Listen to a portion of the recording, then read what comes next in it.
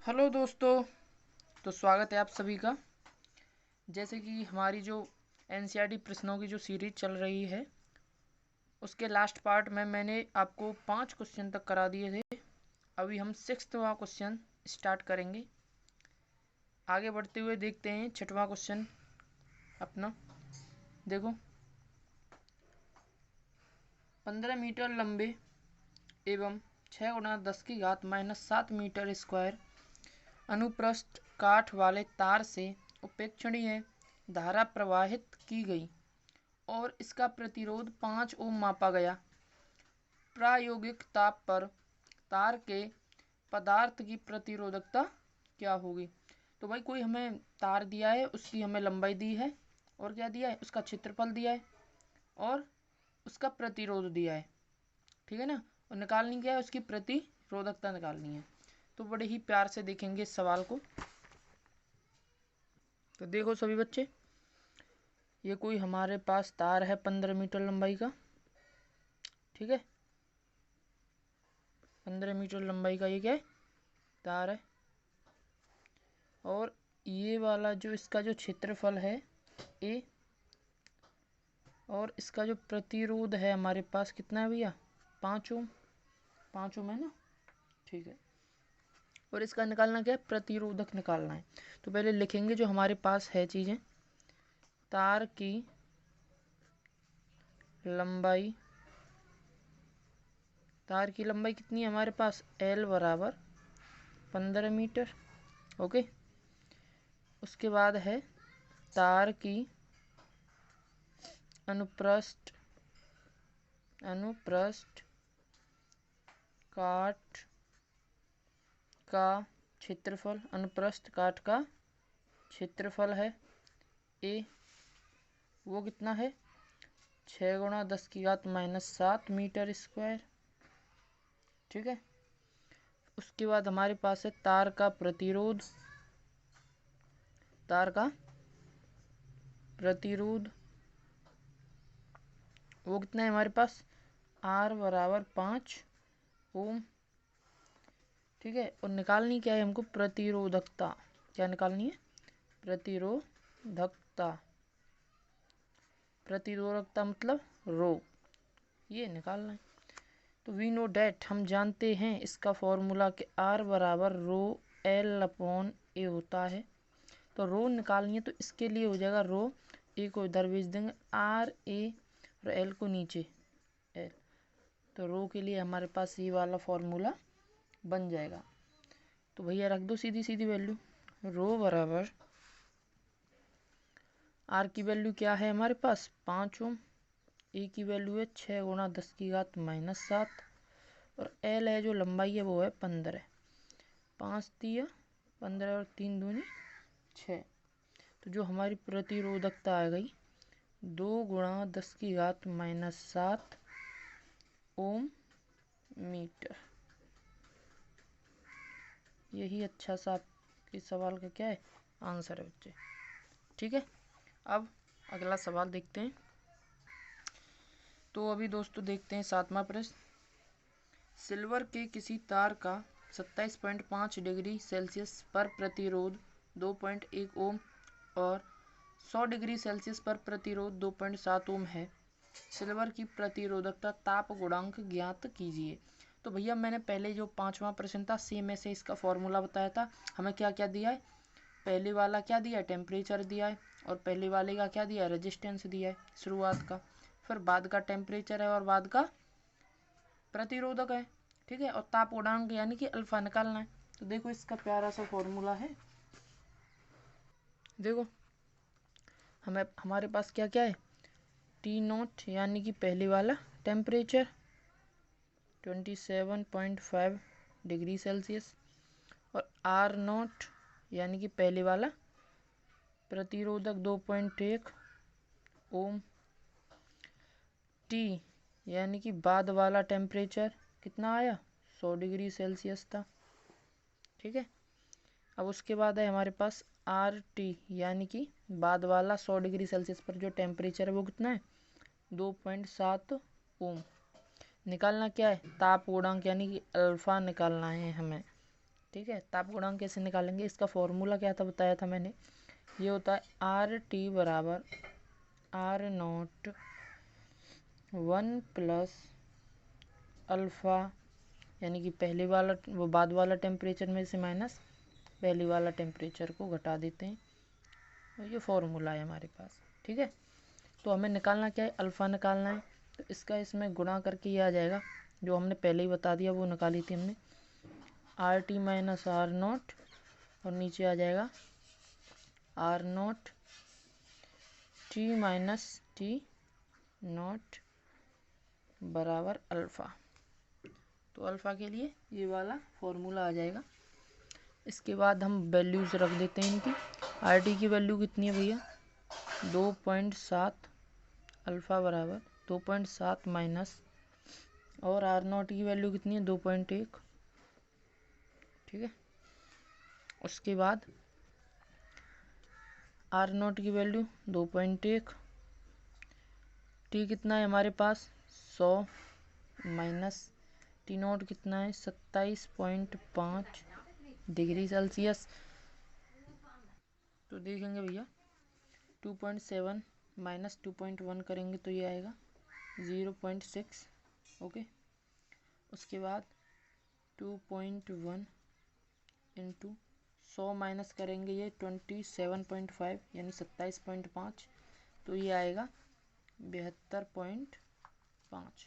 और इसको सॉल्व करेंगे, इसका गुणा करके इसमें भाग देंगे, तो इसका जो आंसर आएगा अल्फ़ा बराबर 0.0039 पर डिग्री सेल्सियस। ये इसका अल्फ़ा का यही आपका बहुत प्यारा सा क्या हो जाएगा भैया, आंसर हो जाएगा इस सवाल का। ठीक है, अब हम क्या करेंगे, अगला सवाल देखते हैं, 8वां प्रश्न। चलो, तो अभी देखते हैं हम 8वां प्रश्न अपना भैया। निक्रोम का एक तापन अवयव 230 वोल्ट की सप्लाई से संयोजित है और 3.2 एम्पियर की प्रारंभिक धारा लेता है, जो कुछ सेकंड में 2.8 एम्पियर पर स्थायी हो जाती है। यदि कमरे का ताप 27 डिग्री सेल्सियस है तो तापन अवयव का स्थायी ताप क्या होगा। दिए गए ताप परिसर में निक्रोम का औसत प्रतिरोध का ताप गुणांक इतना दिया है। ठीक है भैया, तो देखते हैं इस सवाल को हमें क्या क्या दिया है। तो हमें क्या है भैया, इस सवाल में दिया है क्या क्या, हमें दिया है विभवांतर दिया है, विभवांतर यानी कि विभवांतर हमारा कितना है, V बराबर 230 वोल्ट दिया है, पहली बात। अब प्रारंभ में और क्या दिया है, प्रारंभ में 27 डिग्री सेल्सियस पर धारा दी है हमें, धारा जिसे हम I0 मान लेते हैं ना, शुरुआत की धारा। तो ये कितनी है, 3.2 एम्पियर। ठीक है, उसके बाद दिया है अंत में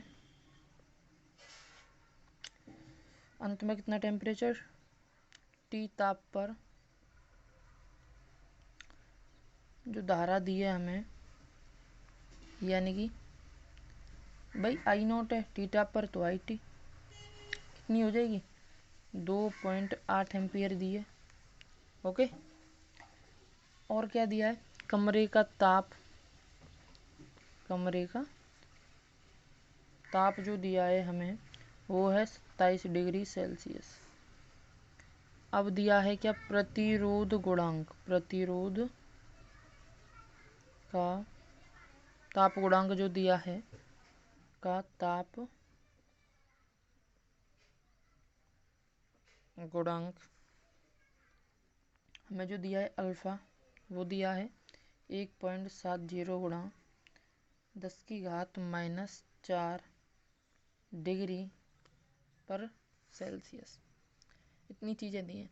अभी देखो हमें भैया अभी ताप निकालना है, तो हमें चाहिए क्या, हमें प्रतिरोध चाहिए, है ना, शुरुआत का प्रतिरोध चाहिए, और हमें चाहिए अंत का प्रतिरोध चाहिए। और इसमें दिया क्या, फॉर्मूला हम पे प्रतिरोध वाला है। इसमें दिया है हमें क्या, इसमें शुरुआत की धारा दी है और अंत का ताप दिया है। और लेकिन जो बैटरी है इसका जो विभव कितना है 230 वोल्ट। तो हमारे पास विभव है और क्या है, धारा है, तो हम प्रतिरोध निकाल सकते हैं। तो आर नोट कैसे निकालेंगे, आर नोट निकालेंगे, शुरुआत का प्रारंभ का प्रतिरोध कैसे निकालेंगे कि कितना विभव है 230 वोल्ट, और जो शुरुआत की धारा है उससे क्या कर देंगे डिवाइड। तो कितनी है ये 3.2, इससे क्या करेंगे डिवाइड। तो इससे डिवाइड करेंगे तो जो आपका आर नॉट आएगा वो आएगा 2300/32 ओम। ठीक है, आर नॉट आ गया हमारे पास। उसके बाद आर टी यानी अंत का प्रतिरोध निकालेंगे, तो होगा B/IT। तो बी कितना 230 वोल्ट, और अंत का जो धारा है वो कितनी है 2.8 एम्पियर है ना। तो पॉइंट हटाएंगे एक जीरो ऊपर, तो ये हो जाएगा 2300/28 ओम। तो हमारे पास क्या आया, शुरुआत का प्रतिरोध आया और अंत का प्रतिरोध आया। तो हम फॉर्मूला जानते हैं अच्छी तरह कि आर टी बराबर आर नॉट 1, ठीक है, आर नॉट बराबर 1 plus alpha T minus T not. ये फॉर्मूला हमें पता है ना। निकालना क्या है, हमें निकालना है टी। तो देखो कैसे निकालेंगे, टी निकालने के लिए ये चीज़ें रह जाएंगी, टी माइनस टी में डायरेक्ट कर रहा हूँ, T minus T not equal to, पहले मैं बता चुका हूँ कैसे करना है, R T minus R not, और नीचे आ जाएगा अल्फ़ा आर नॉट। ठीक है, अब वैल्यूज़ को इसमें रख देते हैं। तो भाई ये वाला अंत का टेम्परेचर निकालना है, यानी कि टी निकालना है, माइनस शुरुआत का कितना है 27 डिग्री, और 27 डिग्री है शुरुआत का, और आर टी जो आया है वो हमारे पास है 2300 अपॉन, आपका कितना है जो आर टी आया है 2300/28, ठीक है, माइनस यह आया है आर नॉट 2300/32, ठीक है। अल्फ़ा क्या था हमारे पास, अल्फ़ा था 1.7।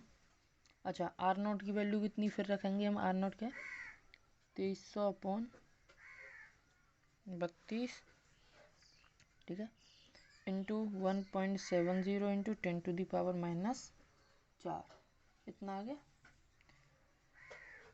ओके, अभी देखते हैं इसको जब सॉल्व करेंगे हम लोग, तो हमारे पास आएगा t-27 है ना। इस भिन्न को सॉल्व करेंगे तो ये आ जाएगी 82.143 माइनस 71.875 बटे में 71.875 गुणा 1.7 गुणा 10⁻⁻4। जब इसको सॉल्व कर, इसमें से इसको घटा के या गुणा करके इसको जब सॉल्व करेंगे तो हमारे पास आएगा t-27 ओके बराबर 840.347। अब माइनस में 27 इधर भेज देंगे प्लस में, तो टी टेम्परेचर जो आएगा 840.347 प्लस 27। तो ये जो टेम्परेचर आएगा हमारे पास आएगा कितना बोलो, ओके ओके, ये आ जाएगा 8, इसको जोड़ो तो ये आ जाएगा 7, ठीक है, और ये आ जाएगा 867.347, या 3 मान लो, इस 47 को हटा दो, डिग्री सेल्सियस। इतना टेम्परेचर हमारे पास अंत का आ जाएगा, ठीक है ना। यही हमारा क्या प्यारा सा आंसर है। ओके, अभी 8 सवाल हो गए। तो दोस्तों अभी देखते हैं 9वां सवाल दिया है हमें, चित्र 3.30 में दर्शाइए नेटवर्क की प्रत्येक शाखा में प्रवाहित धारा ज्ञात कीजिए। तो हमें ये एक दिया है ना, परिपथ दिया है। तो इसमें हमें करना क्या है, इसमें हमें हर शाखा में क्या निकालना है, विद्युत धारा निकालनी है प्रत्येक शाखा की। तो देखते हैं कैसे निकालते हैं इसकी, है ना। तो दोस्तों देखते हैं ये हमारे पास एक ब्रिज है, एक सर्किट है, परपथ है। तो इसमें हम सबसे पहले क्या करेंगे, ये हमारी धारा आई जा रही है ना, और ये ए बी सी डी ये हमारा परपथ है, ये बंद परपथ है ये, और यहाँ जी और एच ले लिया है। तो अभी क्या करेंगे, इसका आई को क्या करेंगे, अब यहाँ से दो रास्ते बन रहे हैं तो आई को क्या करेंगे, बांटेंगे। तो यहाँ आई जा रही है, तो इस वाली शाखा में कितनी आई जा रही, तो हम मान लेते हैं इसमें जा रही होगी धारा हमारी I1। ठीक है, कौन सी जा रही होगी, I1 जा रही होगी इसमें। ओके, इसमें I1 जा रही है और इसमें जा रही होगी हमारी, इसमें मान लेते हैं हम, इसमें जा रही है हमारी I2, क्योंकि दोनों धारा में कैसी जा रही है, धारा अलग अलग जाएंगी। ठीक है, ओके। इसके बाद चलते हैं, हम मानते हैं ये वाली जो शाखा है इसमें जो धारा जा रही है वो जा रही होगी I3। ठीक है, अब यहाँ आते हैं, इसमें I3, जब इसमें I1 जा रही है, इसमें I3 जा रही है, तो इसमें क्या जाएगी भाई, I1 जा रही है, I1 से I3 चलेगी, तो इसमें कितनी बची, यानी कि इसमें जा रही होगी I1 माइनस I3। ठीक है, इसमें कितनी धारा जा रही होगी, I1 माइनस I3।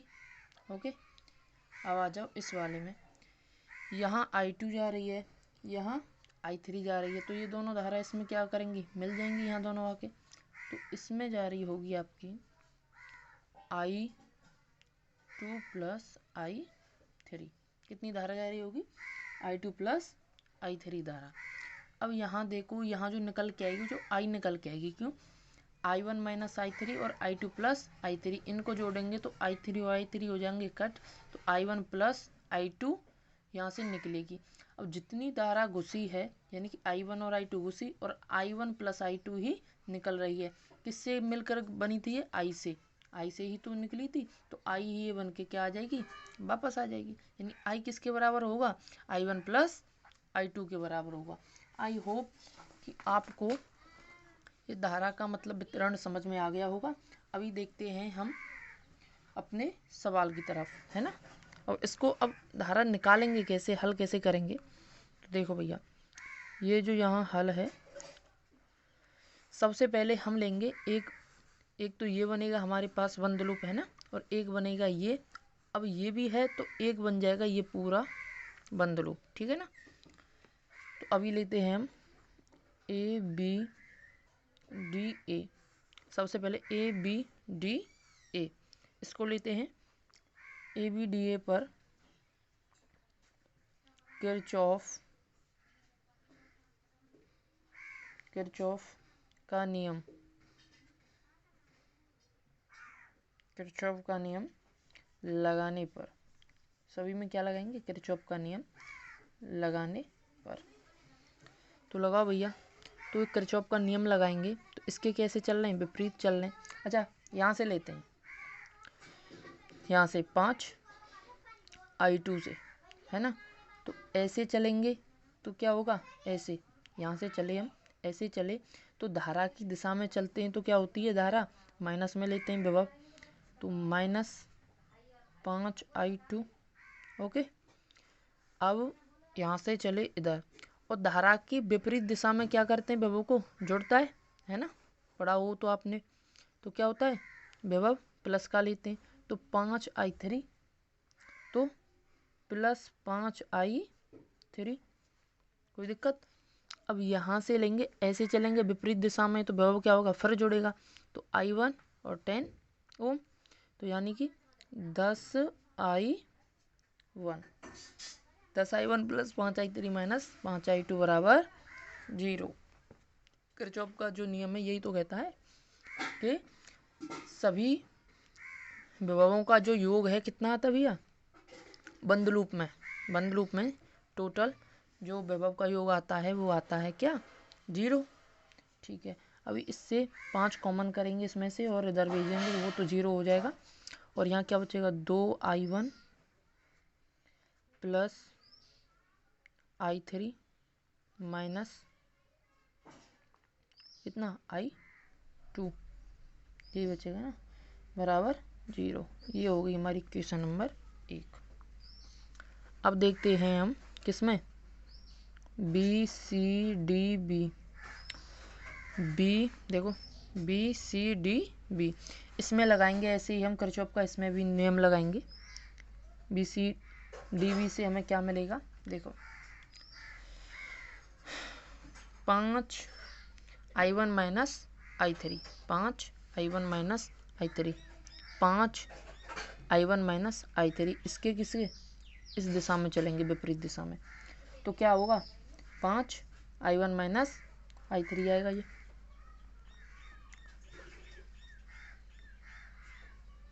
ठीक है, ओके। और इसकी दिशा में चल रहे हैं तो ये क्या आ जाएगा, ऐसे चल रहे हैं ना इससे, ये तो इतना आ गया, और ये क्या आ जाएगा इसी की दिशा में, तो ये -10I2 प्लस I3।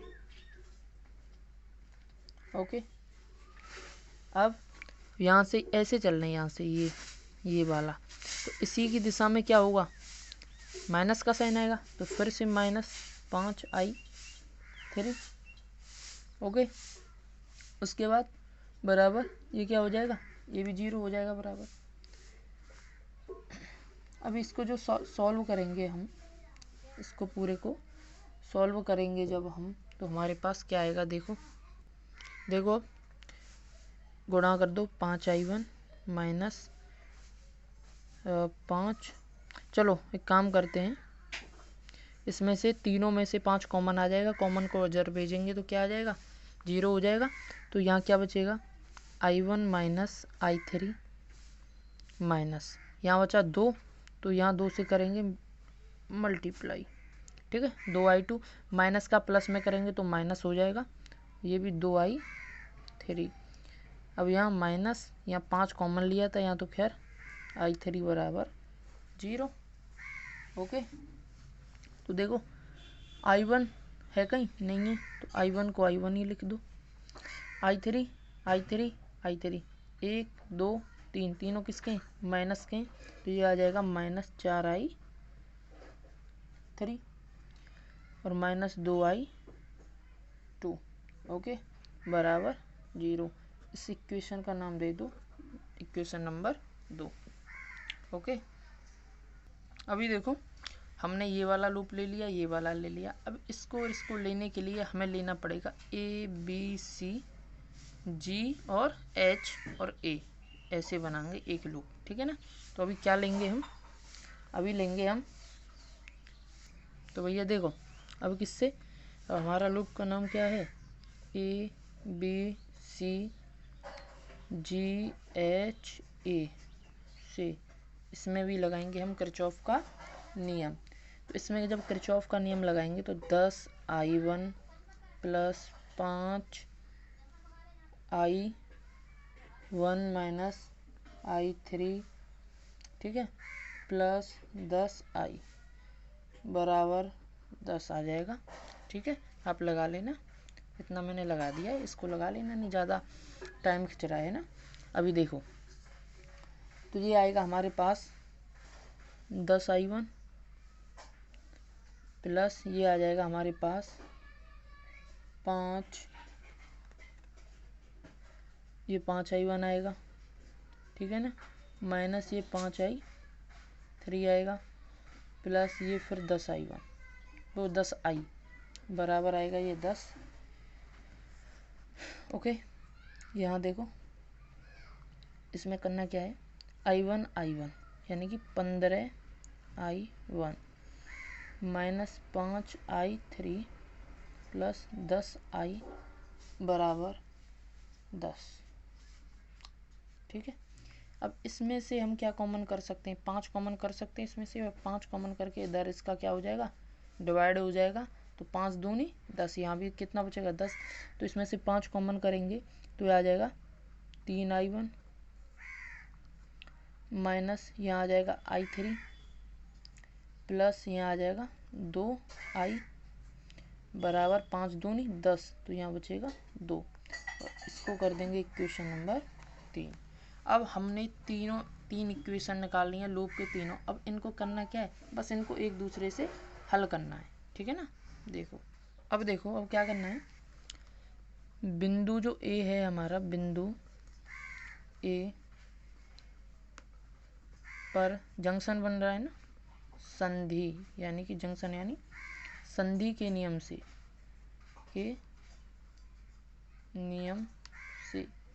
नियम कैसे लगा था कि जो आई थी हमारी, आई में से कितनी धारा निकली थी, I1 प्लस I2।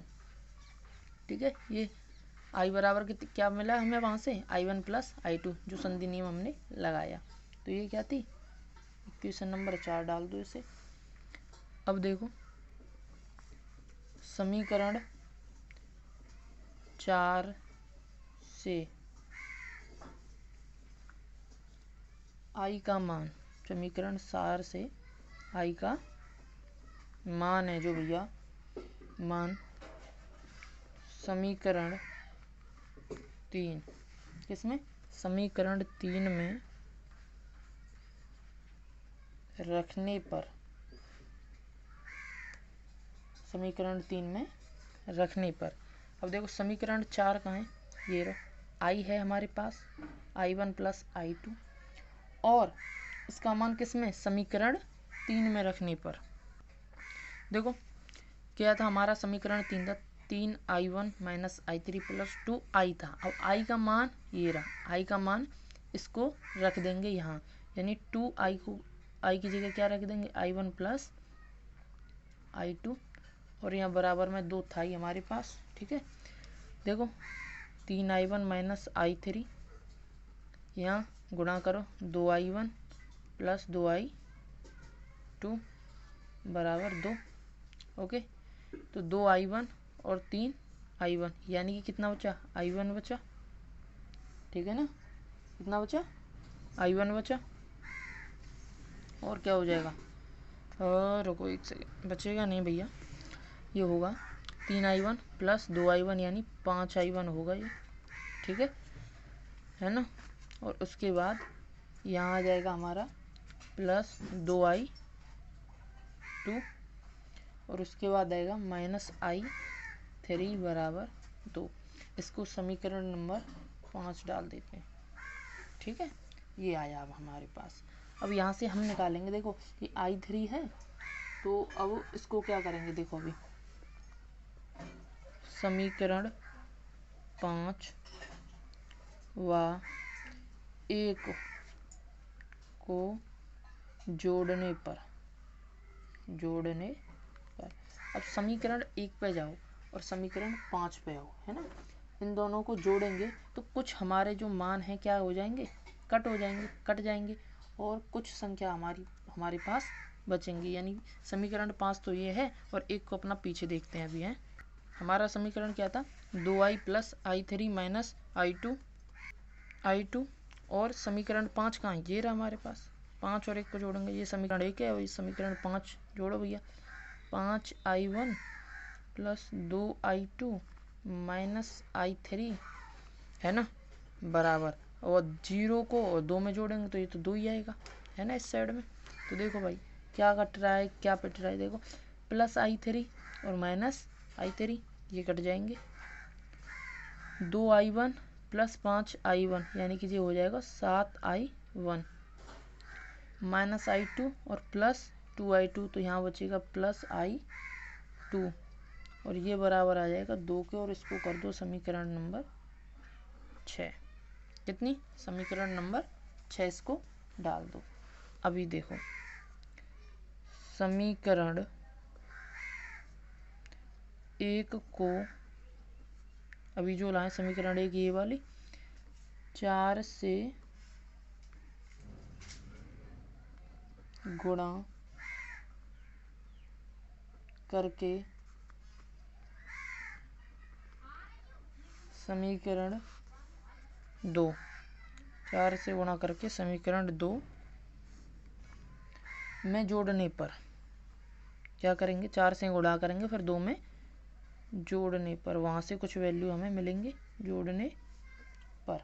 ठीक है ना, अब समीकरण 1 कहाँ है, 2I plus I3 minus I2, इसको 4 से गुणा करो, यानी 4 दूनी 8I1, है ना, प्लस 4I3 माइनस 4I2, और 0 में 4 का गुणा करेंगे तो 0 आएगा, है ना, 4 से गुणा कर दिया इसमें। ठीक है, अब क्या कह रहा है, समीकरण 2 में जोड़ने पर। अब समीकरण 2 क्या थी हमारी, समीकरण 2 क्या थी, तो यानी 2 थी हमारी I1 minus 2 I2 minus 4 I3 बराबर 0, है ना। ये भी 0 थी, वो भी 0 थी, 0 0 0।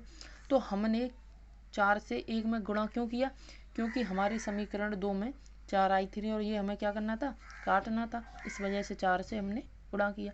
तो 4 I3 और माइनस के 4 I3 ये कट हो जाएंगे और यहाँ से देखो वैल्यू क्या बचेगी, प्लस I1 है और 8 I1 कितने हो जाएंगे, 9 I1। ओके, उसके बाद देखो I1 हो गया माइनस 4 I2 माइनस 2 I2 यानी माइनस 6 I2 बराबर 0। इससे समीकरण नंबर क्या डाल देंगे, क्या डालेंगे, अभी समीकरण क्यों, इसे इधर ले जाओ, है ना। तो अभी क्या हो सकता है, 9 I1 बराबर 6 I2 को किधर ले जाओ, इधर ले जाओ, 6 I2 माइनस है तो इधर प्लस में आ जाएगा। तो I2 की वैल्यू हमारे पास आएगी, I2 बराबर 9/6 I1, ठीक है, 3 3 9, 3 दूनी 6। तो I2 बराबर आ जाएगी हमारे पास 3/2 I1, समीकरण नंबर 7। I2 की वैल्यू आ गई है अब हमारे पास 3/2 I1 के बराबर है I2, ठीक है। अभी क्या करेंगे, इसमें इसकी वैल्यू रखेंगे I1 की, समीकरण 6 में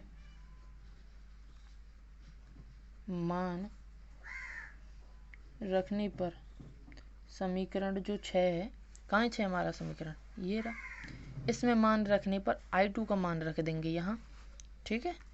तो 7 I1 प्लस I2 का मान कितना है, 3/2 I1 बराबर 2, यही तो है, बराबर 2। I1 को ले लो कॉमन और 7 प्लस 3/2 का हम क्या करेंगे, 7/7 दूनी 14 और 3 17/2 आ जाएगा। ये हमारे पास 2 इधर है, 2 का यहाँ गुणा हो जाएगा और ये नीचे भाग में आ जाएगा।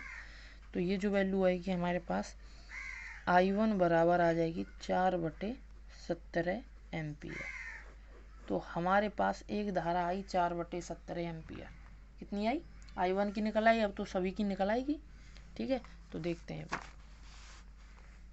I1 की निकल के आई हमारी 4/17 एम्पियर। अब देखते हैं समीकरण 7 से, समीकरण 7 में क्या था कि I2 बराबर 3/2 I1 था और I1 की जगह हमें अब I1 की वैल्यू पता है, तो I1 की वैल्यू कितनी आई है, 4/17। तो 3/2 गुणा 4/17 कर दो, 2 से इसे 2 बार काटो, ये आ जाएगी 6/17 एम्पियर।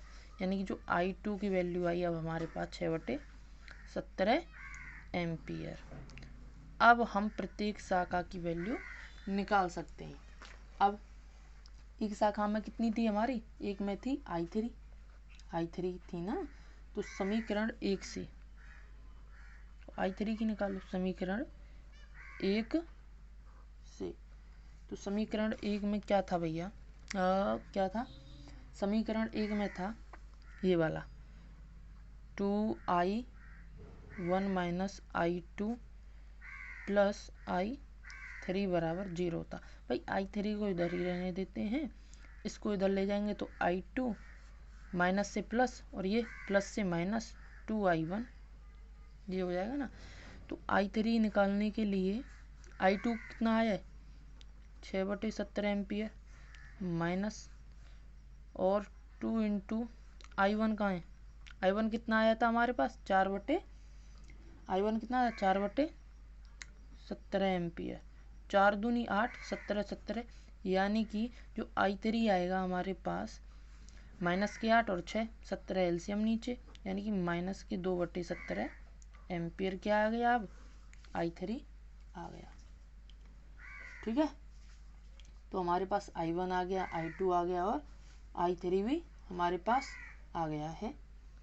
अभी हम प्रत्येक जो प्रत्येक शाखा है उसकी निकाल सकते हैं। अभी तो एक बची हमारे पास, तीन की तो निकल गई। यहाँ देखो, अभी दिखाता हूँ आपको। देखो हमारे पास I1 की आ गई, इस शाखा की वैल्यू आ गई हमारे पास। कितना है यहाँ था पहले में, I1 में था 4/17 एम्पियर, I2 में कितना आया 6/17 एम्पियर, और I3 में कितना आया -2/17 एम्पियर। ठीक है, अब बची ये वाली दो शाखा, तो I2 प्लस I3, I2 की वैल्यू है हमारे पास, I3 की भी है, I1 की भी है, और माइनस I3 के। इन दो शाखा में और देखते हैं अभी, है ना। तो अब आसानी से ये भी निकाल देंगे। तो देखो, तथा एक शाखा में क्या है, एक में है हमारा I1 माइनस I3 है। तो I1 था 4/17, माइनस I3 था -2/17, माइनस माइनस प्लस हो जाएंगे तो ये आ जाएगी 6/17 एम्पियर। I माइनस I3 में कितना है 6/17 एम्पियर। ओके, इसके बाद तथा एक थी हमारी I2 प्लस I3। ठीक है, I2 क्या थी हमारे पास 6/17 एम्पियर, और प्लस I3 थी हमारी -2/17। तो प्लस माइनस माइनस 6 में से 2, तो ये भी क्या आ जाएगी 4/17 एम्पियर। तो दो शाखाओं में तो भाई हमारी जो धारा है सेम है, और बाकी में अलग अलग है। तो अब इनको सभी को अब क्या कर देंगे, हम एक साथ लिख देते हैं इनको, है ना। एक साथ लिख देते हैं इन सभी को, सभी धारा को अभी लिखते हैं। देखो,